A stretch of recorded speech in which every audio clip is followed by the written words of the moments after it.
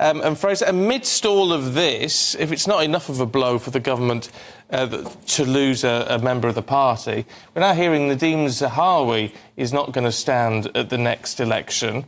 I mean, he was Chancellor only. He was Chancellor briefly, wasn't he? He was Chancellor briefly. But, of course, he was vaccine minister as well, which is what sort of pushed him to the fore. But he's had his own issues, of course.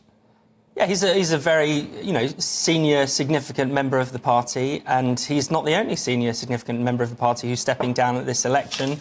I mean, jumping before they're pushed by the electorate to a certain extent. But you do wonder, how hollow is the Tory party going to be? How starved of, I don't want to use the word talent, that's a bit too complimentary, but starved of people with experience in government, by the time the next election rolls around.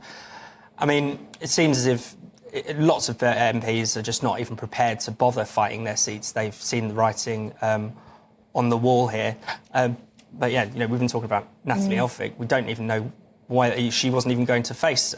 She isn't going to, she isn't going to face the next election either. What Parliament will look like in the next term is going to be extraordinary. The amount of new MPs, probably be one of the newest parliaments in history. I've seen possibly some of the, one of the youngest parliaments in history. Well, about time, actually. In some ways, yeah. Just to say, Fraser, that Nadhim Zahawi has shared a statement on X. I'll just share a little bit of it with you now. It's actually quite romantic. It is, really.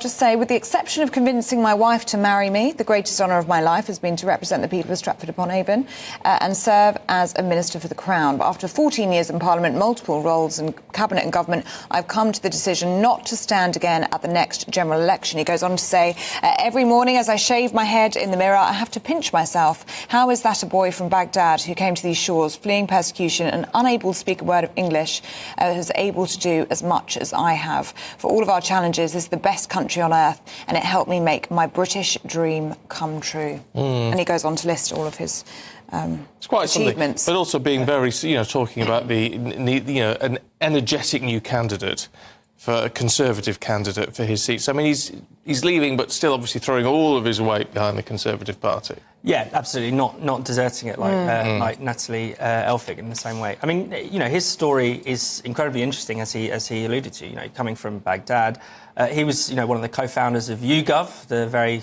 well-known polling firm. Made a lot of money off the back of that, I'm sure. Played a number of roles in the Conservative Party. I mean, there was a really interesting time when the Boris Johnson government was collapsing, when Rishi Sunak resigned on the same day as Sajid Javid, and Zahawi was appointed Chancellor, and immediately, I think on their first meeting with Johnson, Zahawi said, yeah, you really should resign.